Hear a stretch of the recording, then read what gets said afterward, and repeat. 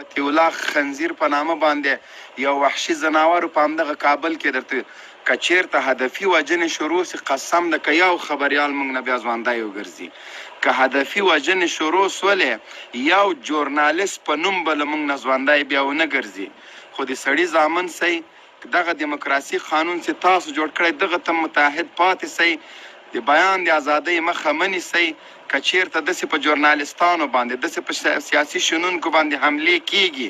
انجام به د تاسو لپاره ډېر خطرناک وي بیا به ډېر داسې مړي په کابل کې وګورئ چې سرونه یې د کوناټیو په منځ کې ایښي ډېر داسې مردار خبریالان به بیا وګورئ چې سرونه به یې د کوناټیو منځ کې ایښي خو قاتل به یې نه وي معلوم هدفي وژنې خلک له موږ نه زده کوي حقیار جرم څه شی هغه د کابل په منځ کې ګرځېده که چېرته حقیار مجرم و جال به دې ورپسې لیږلی محکمې ته به دې حاضر کړی و دوه وارې مخکې له دې چې دوی په حقیار صاحب باندې حمله وکړي همدغسې راغوښتی و محکمې ته زنداني کړی و بې له دې کوم شواهد پې ولري کوم جرم پې باندې ثابت یې زندان ته اچولی اوس نور واسه ونه سوه راغی په نیمه شپه باندې دا ویستل کېږي دلته د امنیتي ارګانونه چیرته دي دلته دا د دوی سوپر سالار چې د آر په پروفایل باندې عکسونه لګولي دا خنزیر دا د وزارت داخلي ارشاد معین د کچي شالوچاک چې له هغه نه دا خر چیرته ویده و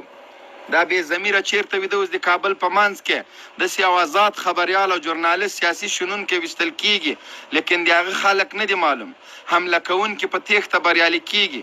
دا څه رقم د کابل امنیت نسي نیولی اریانا تلویزیون د ارګ په لسمترۍ کې واقع ده د ارګ په مخه کې د تا خلک ویستل کېږي په دې جرم باندې دا چا کړی دا کار په خپل امنیتي ارګانونو کړی دا کار په خپله د امنیتي ملي کسانو کړی ده خو چون په دې رقم کورکورانه وژنو باندې به خبیب صاحب نه څوک د حق آواز خاموشه کي نه به د چا غږونه خاموش کي دلته په سلګونو د حقیار غوندې غازیان شته چې هغه په سوشل میډیا باندې په نورو لارو باندې په جریدو په اخبارونو باندې د دغه اشغال په خلاف راجګ سوي د دې په خلاف غږ جګوي د دې اشغالګرو په خلاف باندې نه دا چې د موږ غازیانو اسلحه راجګه کړې ده تاسو به کوم حقیار خاموشه کوي تاسو به د کوم حقیار غږ د توپک په زور په شپېلۍ باندې خاموشه کوي دلته د اشغال او د تاسو ظلم او د کرغړنې دیموکراسۍ په سلګونو حقیاره زیږولي دي په سلګونو دغه د تاسو ګردي میزونه تراړ سئ هغه چا چې د ناټو له سازمان نه دفاع کول هغه چا چې له اشغال نه دفاع کول هغه چا چې د تاسو وحشت ته وحشت نه ویلې هغه نن د تاسو په خلاف راجګ سوي دي تاسو به کوم غږ خاموشه کوي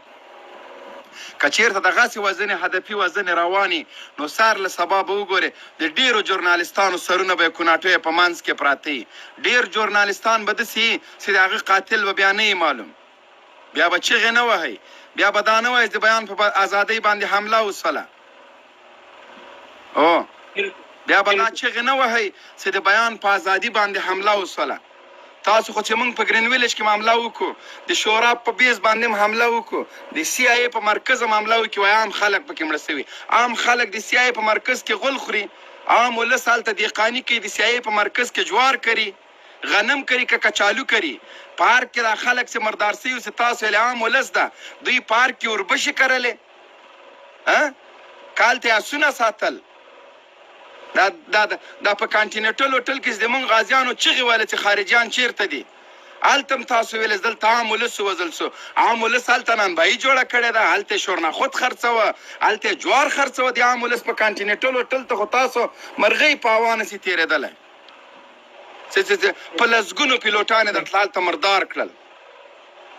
تیر سئ له دې شیانو نه اشغال ختم ده امریکایانو ملا ماته ده والله چې څومره ښه تاسو خلک مړه کوئ تاسو په لکونو خلک په دغه 18 کالو کې مړه کړه خو د امریکا په خلاف باندې اواز مم خاموشه نه که د امریکا په خلاف چې چا اسلحه جګه کړې هغه اسلحه هم تر اوسه په مځکه چا نه دی ایښی هغه ارمانونه چې د تاسو اوس دیموکراسي به پلي سي هغه هم نه ده پلی سوی چې دغومره نور ظلم وکئ دغومره نور فوج راولئ د هر افغان کور ته یو امریکایي فوجي له ټانک سره ودرېږي او د هغه ټانک په سر بل ټانک ودرې او د هغه امریکایي په سر بل امریکایي ودرې والله که د تاسو په خلاف دا بغاوت خاموشه سي والله که د تاسو په خلاف دا سپېڅلی جهادي مبارزه خاموشه کوي تر هغه پورې به موږ د دغه وحشیانو د دغه درندګانو په خلاف باندې غږ جګو، خپل اسلحه به چلو، خپل کالتوس به د دوی په سینو سړو، تر څو چې یو امریکایي دلته وجود لري. چې کله امریکا لاړه بیا واپس لاغه خبرې کوو. ظلم هم تاسو کوئ، وحشت هم تاسو کوئ، د بیان په ازادۍ باندې حمله هم تاسو کوئ، او بیا راجګېږئ وایي دلته د بیان په ازادي حمله کېږي. دا څه رقم د بیان ازادي ده؟ ما غږ اوچتولو ته نه پرېږدې او په خپله د دیموکراسۍ په نامه د خلکو نه پرتګونه وویسته، د بیان د ازادۍ په نامه د ما پیغمبر علیه السلام ته توهین وکړه. تر کله پورې به موږ خاموشه یو؟ د بیان د ازادۍ په نامه تاسو په سپي باندې کلمه ولیکله، لیکن موږ دې ته نه پرېږدئ چې دغه وحشي اشغالګر امریکایان چې راغلي دي د موږ کورونه او جوماتونه یې وران کړل، د دغه په خلاف باندې یو غږ موږ جګ کړو. تاسو څه ونه کړل د بیان د ازادۍ په نامه باندې؟ تاسو کوم وحشتونه که؟ تاسو چې هر څه په لاس کې واغه مو که. دا تاسو وای، دا تاسو ګوډاګیان وای چې امریکایان دا 13 کاله په موږ ظلمونه کوي، دا تاسو د امریکایانو تر څنګ ولاړئ په موږ باندې ظلم کیږي، د موږ دروازې ماتیږي، د موږ انګړ ته شین سترګې امریکایان په زوره راځي او د موږ د تورسارو تر مخ د موږ لاسونه تړل کیږي، د انګړ په منځ کې په شهادت رسول کیږي او د موږ ولس راډې راډې ورته ګوري بیچارهګان څه وکړي. خپل غږ جګولو ته تاسو څوک نه پرېږدئ. د موږ 2 کلن ماشومانو ته تاسو د پنجاب جرنیل او کرنیل وای او خپل هم چې غټ غټ خنزیران په تیارو کې، په بیسونو کې، په ټانګونو کې مردار سوی ده کې ماشومانو، د تاسو خو 15 کلن جنرالان بیا ماشومان سي. والله که تر هغو پورې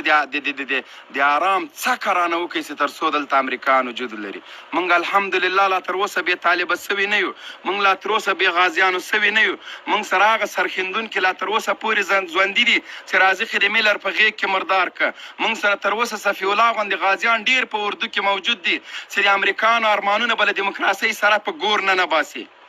تر اوسه پورې هغه میندې نه دي شنډې سوي چې عبدالجان او صفي الله و عبدالله لغماني غوندې بچي یې زېږول، هغه اوس هم ژوندي دي. اوس به هم د تاسو په خلاف باندې همداسې ځپونکي ګزارونه رواني، لکه نن نه چې 10 کاله مخکې روانو، لکه نن نه چې 20 کاله مخکې روانو. دغسې چې اتحاد جماهیر شوروي دلته په روسیه بدله سوه، خبیب صاحب دغسې به ایالات متحده امریکا په امریکا باندې بدلیږي. دلته د ناټو سازمان، دلته ایساف، دلته د نړۍ ټولو قوتونو زنګون کېشت سو، په ګونډو سوي دي، خو تر هغه پورې به د موږ ګزارونه په دوی رواني چې تر څو دوی پزې په مځکه نه یې لګېدلي، تر څو پورې چې دوی یو عسکر په افغانستان کې وجود لري، تاسو د چا غږ نسئ خاموشه کولی. کوم کس به تاسو وزنئ. دلته هر مجاهد غازي عبدالجانه ده، دلته هر اتل د مونږه صفي الله لغمانی ده، دلته د مونږ هر حق ویونکی حقیار ده، مطمئن ده، ځلان ده. تاسو د حق غږ نسئ خاموشه کولی. دغه $15 په میلیاردونو په کربونو ډالر تاسو په مطبوعاتو باندې ولګول، لیکن دغه आवाज د حق आवाज تاسو خاموشه نه کړ. تاسو په سلګونو تلویزیوني چینلونه د ډمتوب او د بې حیاتوب لپاره جوړ کړل، لیکن د موږ خلک هم بې حیا نه کړل. د جهاد جذبه هم د خلکو له زړونو نه ونه ایسته. دومره وسایل چې له موږ سره وای، والله که د طالب په خلاف ټرک چا کړی وای. موږ سره دغه یو موبایل ده، په دغه کې هم تاسو په قراره نه پرېږدئ. دغه هم نسئ برداشت کولی چې په خپل مصرف، په خپلې خرچې، په خپل هر څه باندې راځو. دغه حق هم تاسو له موږ نه اخلئ. وایي تا د کافر موبایل استعمالوي، نو څه وکړم؟ د کافر ښځه استعمال کړم، د کافر لور استعمال کړم، مجبور یم موبایل پیسې پې ورکوم.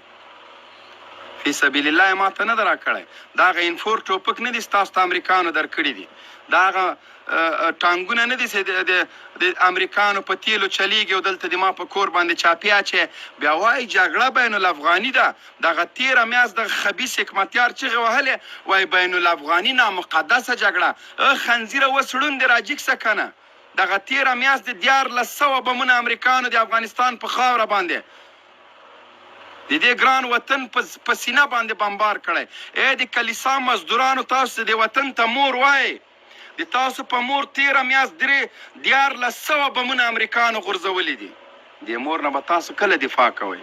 48 ملکونه په دې مور راخوڅې کړي دي. بې غیرتانو شرم وکړئ، بیا د مور ته مورم وایي، بیا ګیلې هم کوي، بیا چیغې هم وایي له پاکستان حمله وکړه. ته یو له پاکستان نه د ملک دفاع نسې کولی. دغه 6 لکه اردو د څه لپاره؟ د همدې دپاره د امریکایانو سامان چاپي کړي، د همدې لپاره چې باګرام ته ښځې ویسي ځینې خلک وایي ملي اردو مه وزنه. نو ملي اردو د خبیب صاحب دا د سپي وظیفه پرېږدي که نه. زما له امریکانو سره دښمني ده، خو د امریکا د کور دروازې ته د ملي اردو په شکل باندې سپای پروت ده. زه چې ورځم غاپي راته دښمن مې را باندې خبري، زه مجبور اول دغه لیونی سپای مردار کم بیا امریکانو ته ځان ورسوم.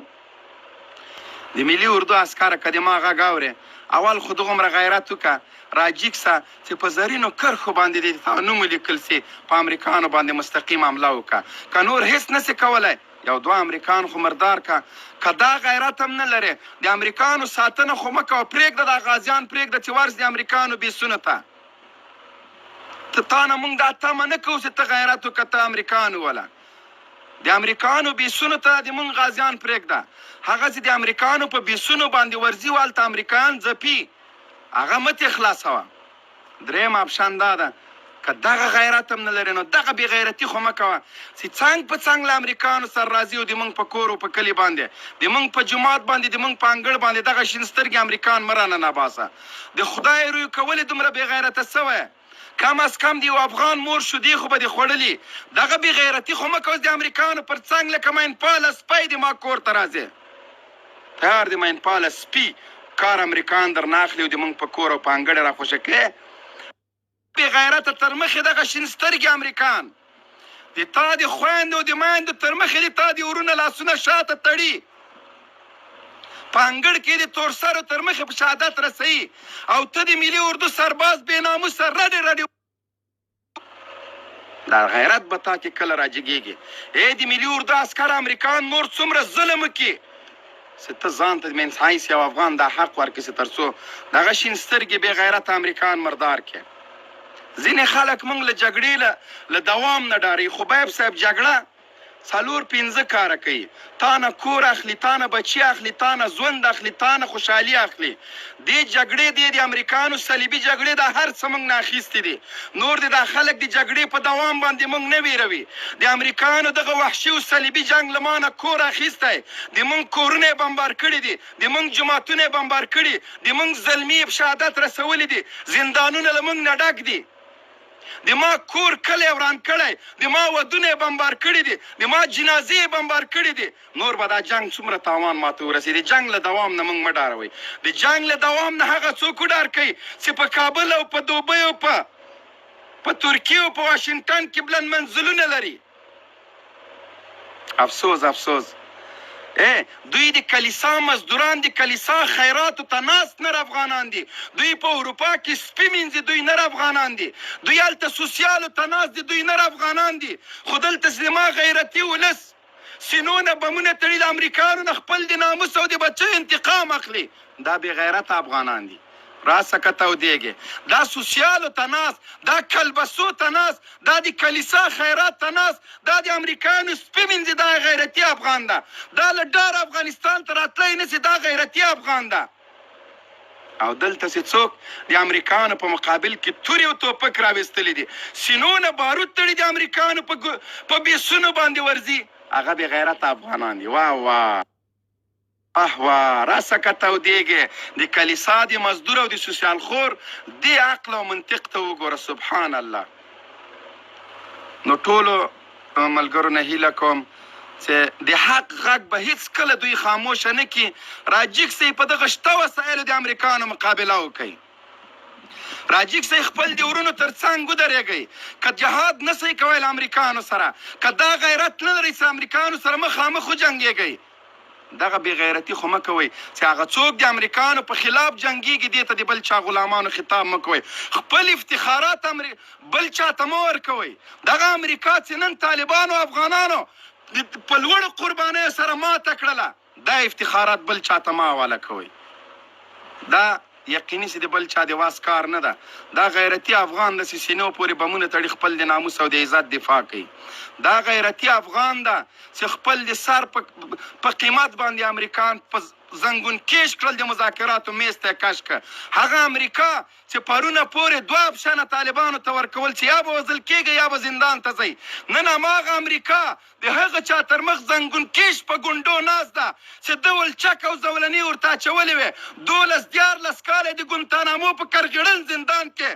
زولانه کړي وي انساني حقوقو باندې نه ورته قایل نن همغه طالب ته په میز باندې ناست ده د مذاکراتو د اوربند غوښتنه ترې نه کوي او هغوی ته وایي چې موږ ته لار راکړه موږ له افغانستان نه وځو دا د دې جهاد د دې جهادي ځپونکي بهیر ثمره وه چې الله پاک افغانانو ته ورکړه هغه طالبان هغه افغانان چې د امریکانو په مقابله کې په شهادت رسېدلي الله دی عالي مقامونه ټولو ته ورکړي او کاش چې یو ور دوی له قبره سر راپورته کړی وای هغه مغرور او کبرجنه امریکا یې خوار او ذلیله لیدلی وای چې تر پرونه پورې دوی ته ډوم اور اپشنونه ورکول نن هغه امریکای د طالب زندانیانو په مخ کې زنګون کیش لیدلی وای چې دوی ورته زولنې اچولې وې دوی په انساني کرامت نه ورته قایل نن هماغه طالبان د نړۍ معززه خلک دي نن ټوله نړۍ همغو ته په احترام قایل دي ولې چې دوی له خپل ملک نه دفاع کوله له خپل ناموس او خپل عزت نه دفاع کوله دا پرون چې دا دوی 52 ملکونه کفار جمع اسلامي نړۍ په افغانانو باندې راغله لاشر یې ورته کړی و په دغه مظلوم هیواد باندې حمله وکړله دوی له کوم وحشت نه دریغ کړی ده نن الحمدلله د همغه مظلومو افغانانو په لاس باندې د نړۍ نه سوپر پاور ته نه امریکا بلکې ورسره ناټو جمع کفري هیوادونه د 15 کسه طالبانو هغه هم چې له زندان نه آزاد شوي د دوی له زولنو نه آزاد شوي د هغوی په مخ کې زنګون کیش ناست دي کله قطر ته ورته منډې وهي کله اسلام آباد ته ورته منډې وهي کله چین ته منډې وهي زارۍ کوي چې خیر د موږ له طالبانو نه خلاص کوي قسم په خدای د امریکا به حیات او خیر په دې کې چې له افغانستان نه فوج وباسي کنې موږ نه جګړې هر څه اخیستې دي والله بالله امریکا همداسې به په کنډواله بدلېږي لکه د موږ کلی او دیار داسې په کنډواله بدل کړی ده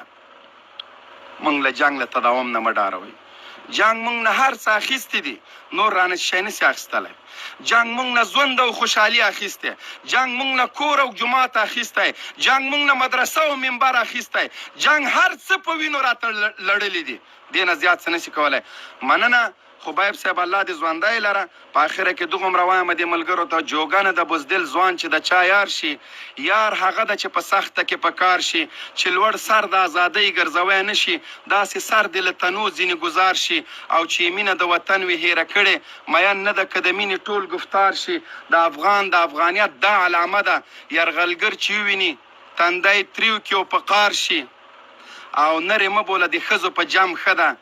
چې ملګری څوک اغیار سره په لار شي سلام علیکم